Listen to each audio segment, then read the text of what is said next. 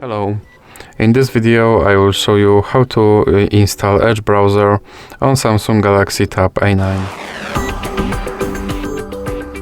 So you have to start with opening your Google Play Store and then click on search bar and type in Edge and click search.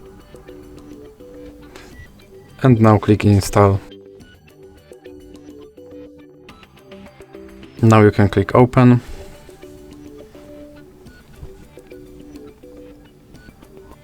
And here you can click skip introduction, and now you can make your Microsoft Edge your default browser, or you can click not now.